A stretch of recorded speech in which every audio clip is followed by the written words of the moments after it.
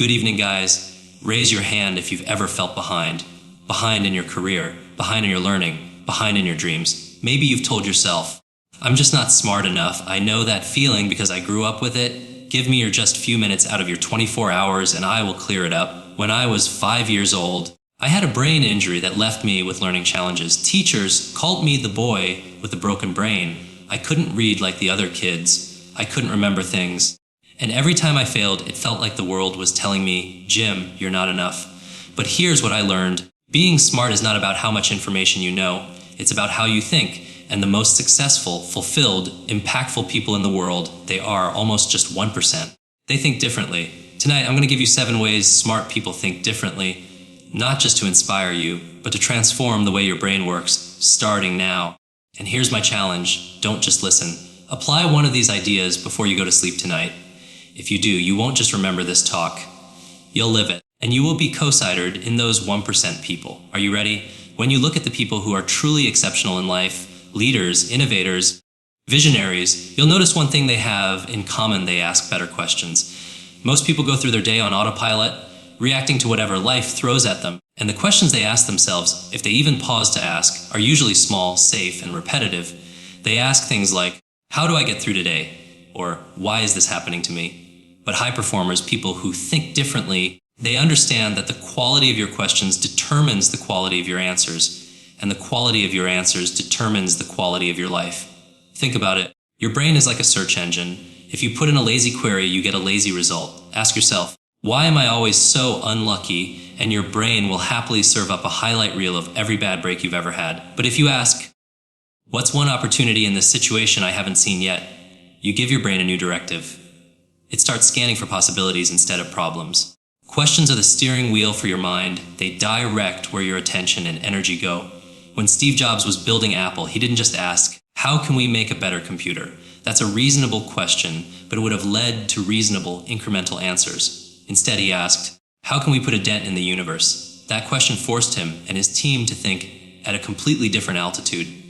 It wasn't about making a product. It was about making an impact. And because of that, the answers they found transformed not just their company, but the way the world communicates, learns, and works. I want you to imagine 2 people standing at a crossroads. One asks, how do I avoid making a mistake? The other asks, how can I make the most out of this opportunity? The first person will look for the safest route, the path that guarantees no embarrassment, no discomfort, and as a result, no real growth. The second person is looking for the path that maximizes reward, meaning, and growth, even if it comes with some risk. Same situation, totally different futures. Simply because of the question they asked themselves in that moment.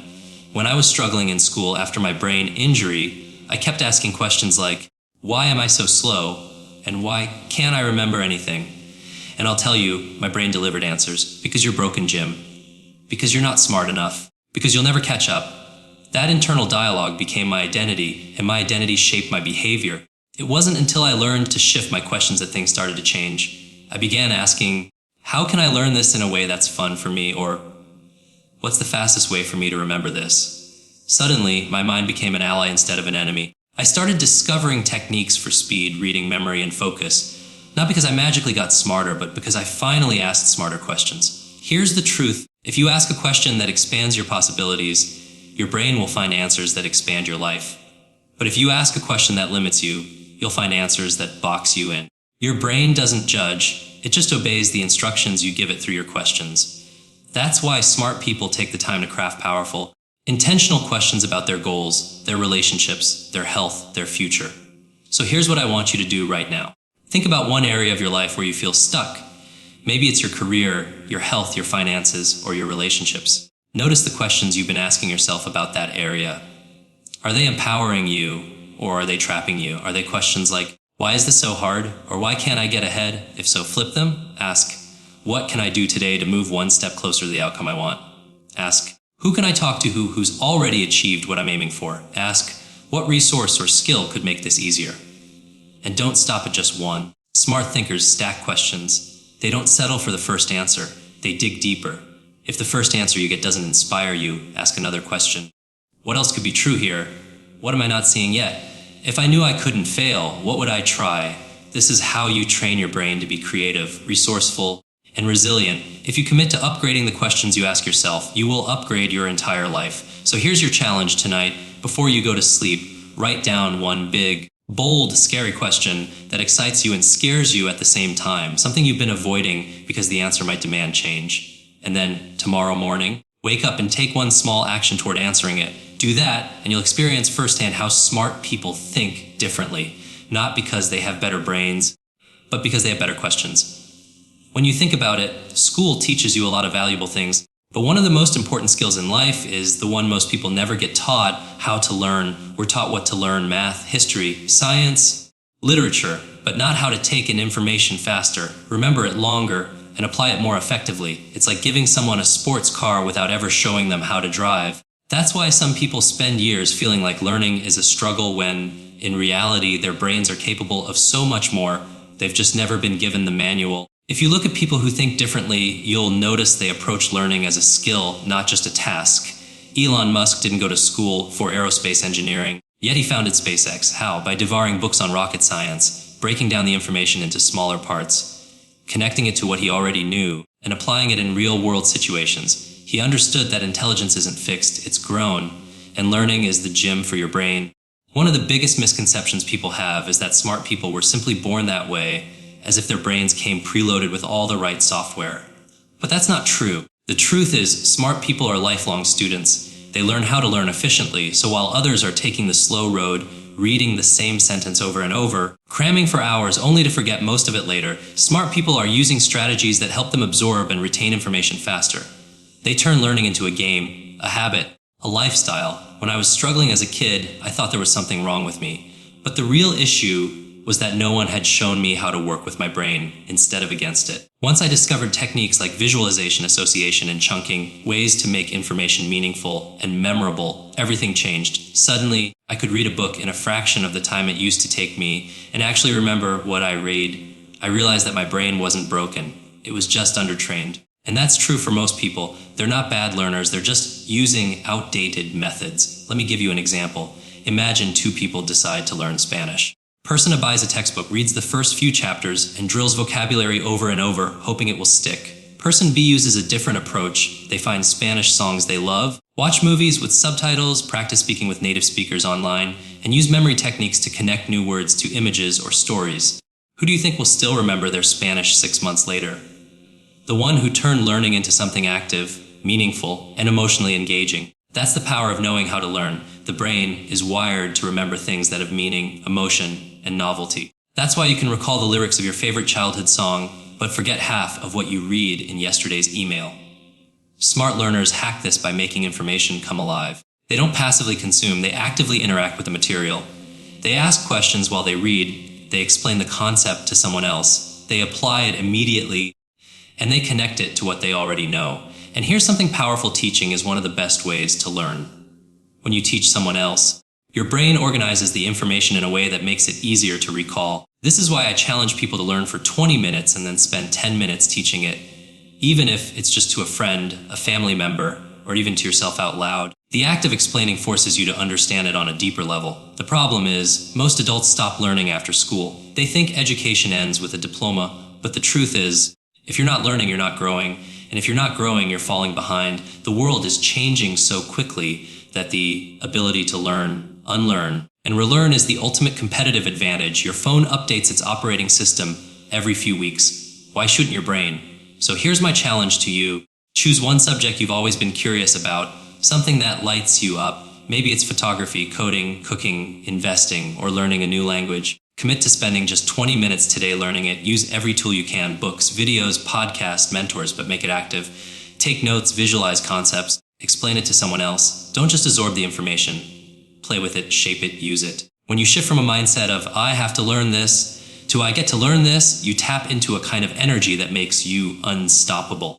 Learning stops being a chore and becomes a way of life. And once you know how to learn, there's nothing you can't master, nothing you can't adapt to, nothing you can't become.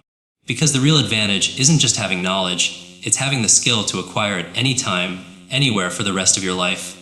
Most people are terrified of failure. They see it as something to be avoided at all costs, like a red mark on their life's report card. But smart people, people who think differently, see failure in a completely different light.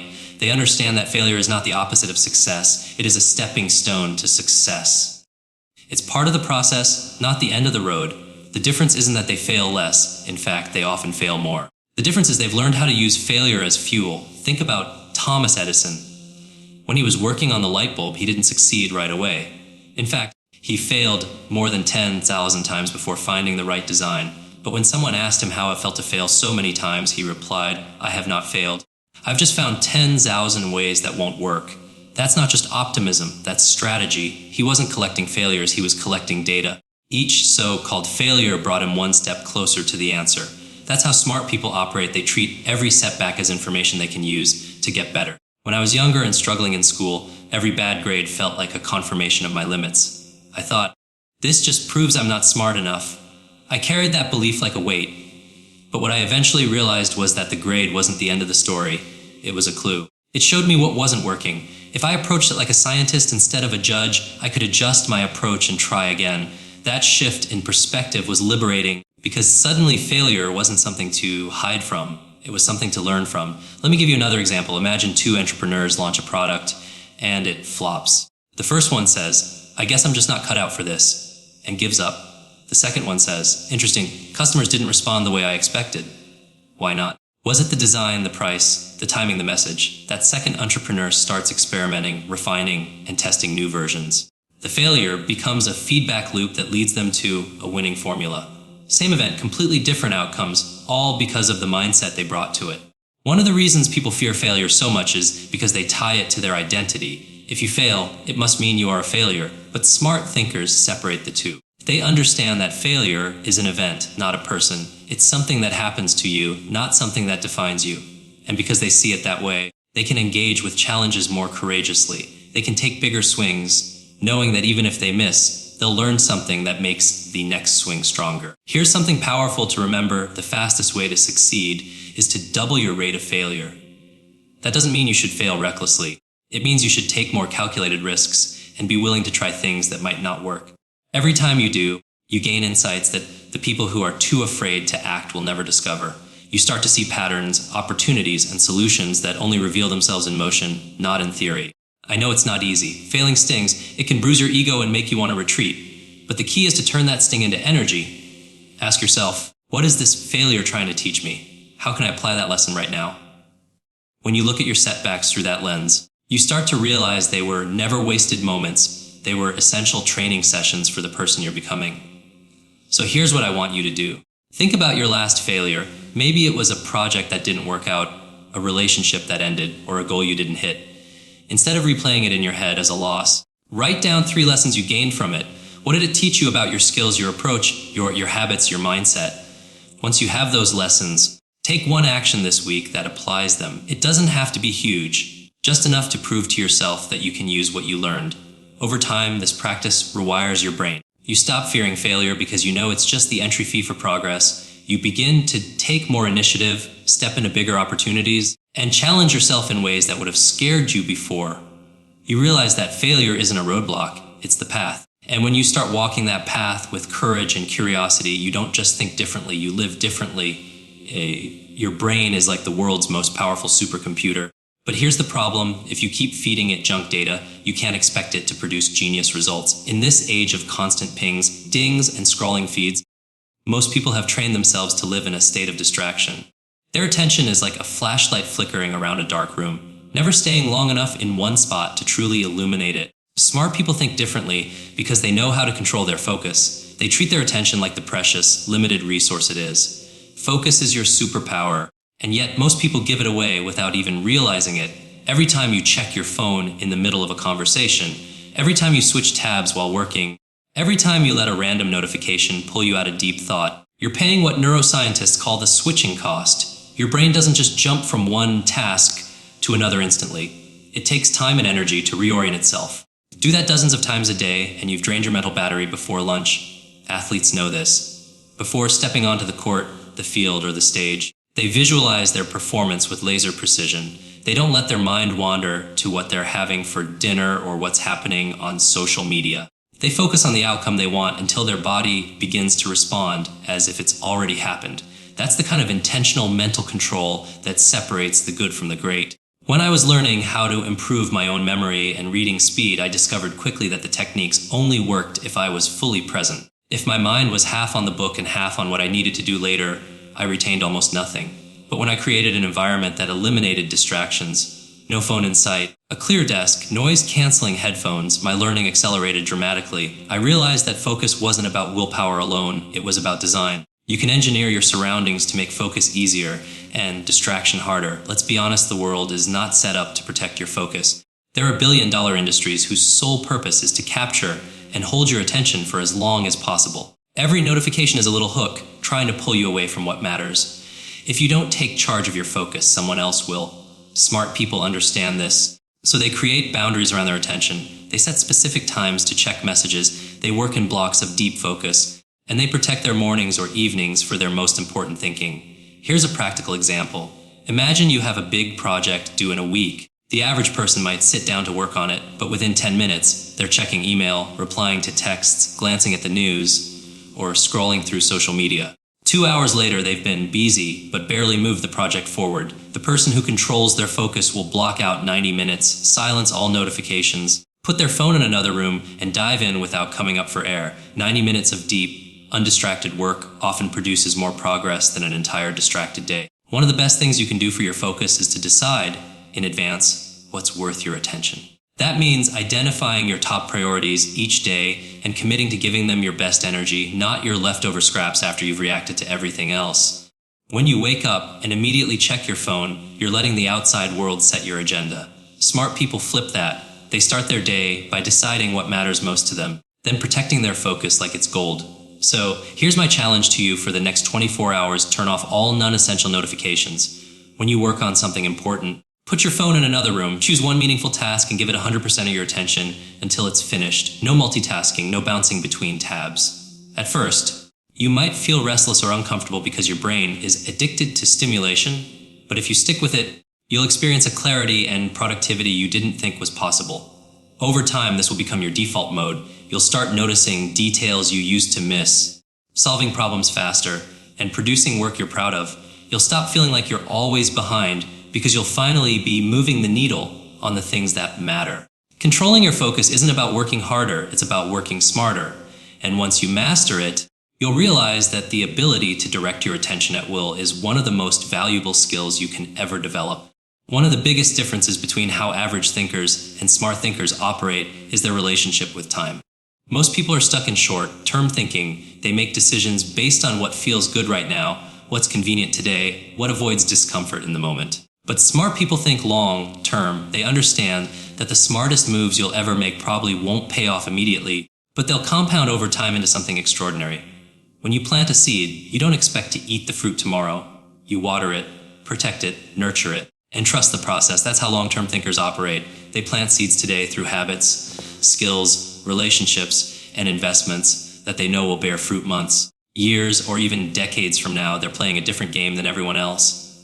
Warren Buffett is a classic example. He didn't build his fortune by chasing whatever was hot in the moment. He invested in companies he believed in and held onto them for years, even decades, letting compounding do the heavy lifting. He once said, "Someone is sitting in the shade today because someone planted a tree a long time ago." That's the essence of long-term thinking. It's making choices today that your future self will thank you for. The tricky part is that the benefits of long-term thinking aren't immediate.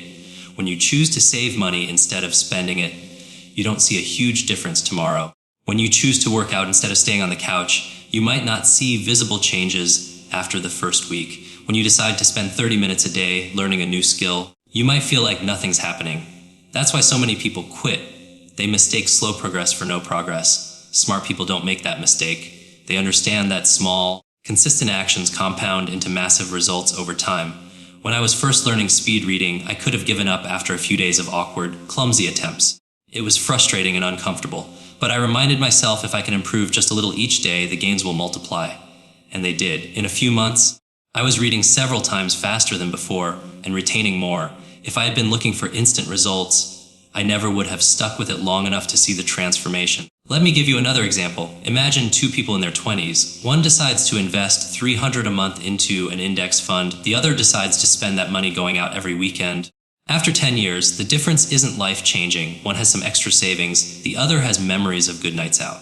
But after 30 years, the first person could have hundreds of thousands of dollars in investments, while the other has nothing to show for that spending. That's the power of long-term thinking. It's invisible in the short term, but unstoppable in the long term. It's not just about money. It's about health, relationships, personal growth. Every healthy meal you eat, every workout you complete, every book you read, every meaningful conversation you have, these are all deposits into your future. They may not pay off immediately, but they will shape the life you're living 5, 10, 20 years from now.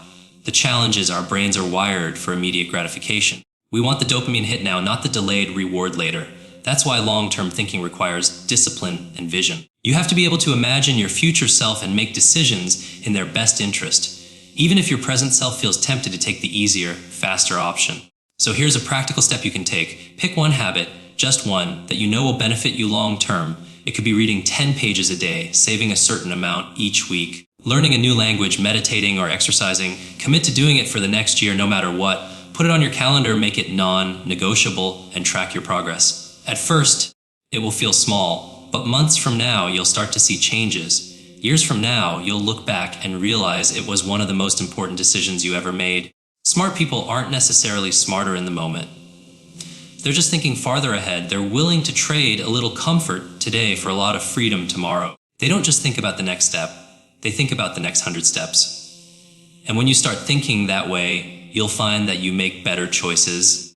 You feel less stressed about short-term setbacks, and you start building a life that grows in value year after year. There's a saying that if you're the smartest person in the room, you're in the wrong room. Smart people know that who you spend your time with shapes how you think, how you act, and ultimately who you become. We are all influenced by the people around us. Whether we admit it or not, their attitudes, habits, and beliefs rub off on us. If you're surrounded by people who constantly complain, avoid risk, and settle for less, it's going to be hard for you to push yourself beyond that. But if you're surrounded by people who challenge you, inspire you, and expect more from you, you can't help but grow. Your environment is like soil, and you are the plant. The same seed planted in poor soil will struggle to grow, while in rich, nourishing soil, it will thrive. Smart thinkers are intentional about the soil they plant themselves in. They look for environments, both physically and socially, that stretch their capabilities. They want to be around people who are ahead of them in skill, knowledge, or mindset because it forces them to rise to the occasion. Think about the Wright brothers. They didn't invent flight in isolation. They had each other to bounce ideas off of, to test, to challenge, to improve. One brother might have given up when the design failed, but the other pushed him to try again. That constant exchange of ideas and support made it possible for them to achieve something the world thought was impossible. Innovation thrives in collaboration. I've seen this in my own life. Early in my career, I spent time around people who were doing things I only dreamed about. Writing books, building businesses, impacting millions of people. At first, it was intimidating. I felt like I didn't belong in those rooms. But over time, I realized that being in those rooms was the very thing that helped me grow into the kind of person who did belong there. Their thinking rubbed off on me. Their ambition became contagious. There's also a subtle but powerful psychological effect that happens when you upgrade your circle, your standards rise. If everyone around you is operating at a high level, it becomes your new normal. You don't want to be the one falling behind, so you step up your game. The opposite is also true. If everyone around you is coasting, you're more likely to coast too. This is why smart people are ruthless about curating their environment. They don't cut people out of their lives with cruelty, but they do limit time with those who drain their energy or pull them backward. They seek out mentors, peers, and friends who make them think bigger, work smarter, and live better. They join mastermind groups, attend events, and build networks where growth is the shared goal. Now, surrounding yourself with brilliance doesn't mean only hanging out with billionaires or celebrities. It means finding people who are excellent at what they do, passionate about their craft, and committed to their own growth. That could be a local entrepreneur, a teacher who inspires you, a friend who's constantly learning new skills. The key is to be intentional. Don't just drift into relationships, choose them. Here's something you can do right away. Make a list of the 5 people you spend the most time with. Next to each name, write down the dominant mindset or energy they bring into your life. Do they inspire you or drain you? Do they push you forward or hold you back? This isn't about judging them as people. It's about being honest about their influence on you. Once you see the list clearly, you can make conscious decisions about where to invest more time and where to step back. Also remember, you have to be the kind of person others want in their circle. You can't just take value, you have to bring value. That means showing up prepared, encouraging others, sharing what you know, and celebrating their wins. When you contribute to the growth of others, you naturally attract high-caliber people into your own life. Surrounding yourself with brilliance is about more than networking. It's about creating an ecosystem that makes success inevitable. When your daily conversations are filled with ideas, possibilities, and encouragement, you can't help but think differently. You start making decisions from a place of expansion instead of fear. And over time, the people you choose to be around will shape the person you become in ways you can't even imagine yet. The most dangerous phrase in the human language is, I already know that. It's a mental door slamming shut. The moment you believe there's nothing more to learn, you stop growing, and the world starts passing you by. Smart people never let that happen. They know that growth is oxygen for the mind, and once you stop breathing it in, your potential begins to wither. They stay curious, they keep learning, not because they have to, but because they want to. Oprah Winfrey is a great example. She's one of the most successful and influential people in the world, yet she reads every single day. She interviews experts, asks questions, and seeks out new perspectives. Why? Because she understands that there's always another layer, another insight, another skill that could make her better. That hunger to keep growing is one of the main reasons she's stayed relevant and impactful for decades. Growth-minded people see themselves as works in progress. They don't confuse achievement with arrival. They can celebrate their wins while still asking, what's next? What can I improve? Where can I challenge myself? This doesn't mean they're never satisfied. It means they're never stagnant. One reason many people stop growing is because they equate learning with formal education. They think once they've graduated, the learning chapter of life is over. But the truth is, school is just the beginning. The most valuable learning happens after you leave the classroom, when you're solving real problems, building real relationships, and making real mistakes. The difference is, you have to take responsibility for it. No one is handing you a syllabus anymore. You have to create your own. In my own life, I've learned that the easiest way to stay in growth mode is to make learning a daily habit. Just like you wouldn't skip brushing your teeth, you don't skip feeding your mind. For me, that might mean reading a book, listening to a podcast, attending a seminar, or having a conversation with someone who knows something I don't. The medium doesn't matter. What matters is that I'm consistently putting myself in a position to learn something new. Another thing smart people do is embrace feedback. Most people see feedback as criticism, and they get defensive. Smart people see feedback as a gift, free information about how to get better. They might not agree with every piece of feedback, but they listen, they reflect, and they decide what to apply. They understand that their blind spots can only be illuminated by someone else's perspective. Growth also requires stepping outside of your comfort zone. You can't keep doing the same things in the same way and expect to evolve.